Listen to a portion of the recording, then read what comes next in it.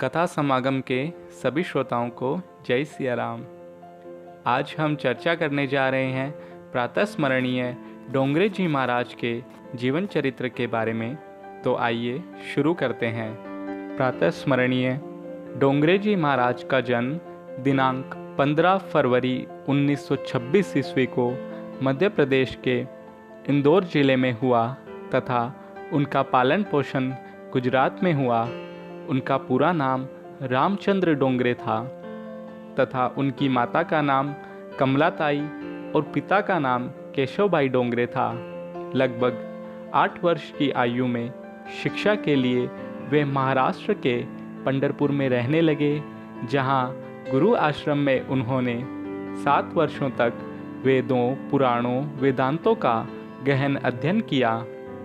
पूज्य महाराज जी ने अहमदाबाद में संन्यास आश्रम की शिक्षा ग्रहण की और कुछ समय काशी में अभ्यास किया।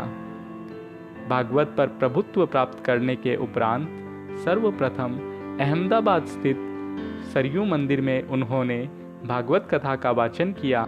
डोंगरे जी महाराज को सुखदेव जी के तुल्य कहा जाता है, क्योंकि उनका जीवन सुखदेव जी जैसा निस्वार्थपूर्ण था। उनका प्रण था कि वे कभी भी किसी से कथा के लिए दक्षिणा नहीं लेंगे, न ही किसी बैंक में उनका खाता था। उन्होंने अपने संपूर्ण जीवन काल में न तो कोई ट्रस्ट बनाया और न ही रुपए पैसे का लेन देन किया। उन्होंने किसी को शिष्य नहीं बनाया और न ही किसी का गुरु होना स्वीकार किया। उन्होंने विवाह किया, परंतु भक्ति मार्ग में अवरोध होने के कारण अपनी पत्नी से सदा वे दूर रहे। भागवत जी में सुखदेव जी के लिए अवधूत वेश शब्द का प्रयोग हुआ है। डोंगरे बाबा भी घुटने से लेकर कंधों तक एक ही धोती और लंगोटी बांधते थे।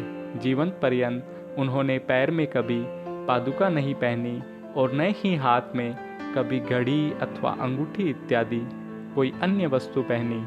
उनका खान पान बेहद साधारण था। वे मूंग और बाजरे की रोटी दूध के साथ लेते थे। काफ़ी समय तक तो वे अपना भोजन स्वयं बनाते थे और उसको ठाकुर जी को भोग लगाकर फिर स्वयं प्रसाद पाते थे। पूरा संत समाज उन्हें बेहद प्रेम करता था। परंतु एक दिन ऐसा आया, दिनांक 9 नवंबर 1991 ईस्वी के दिन गुरुवार समय 9:37 पर वे श्रीहरि के चरणों में सदा के लिए लीन हो गए। उनकी इच्छा अनुसार उनके नश्वर शरीर को वडोदरा के पास मालसर में नर्मदा मैया के प्रवाह में जल समाधि देकर प्रवाहित किया गया। यह भारत भूमि के लिए एक महान क्षति थी जो आज तक पूरी नहीं हो सकी।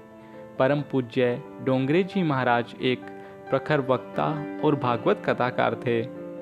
कथा समागम परिवार ऐसे महान संत को बारंबार प्रणाम करता है। जय सिया राम। अगर आप किन्हीं संत के जीवन चरित्र के बारे में जानना चाहते हैं तो कृपया हमें कमेंट कीजिए, और अगर आपको हमारा ये वीडियो अच्छा लगा हो तो कृपया इसे ज़्यादा से ज़्यादा शेयर कीजिए। धन्यवाद।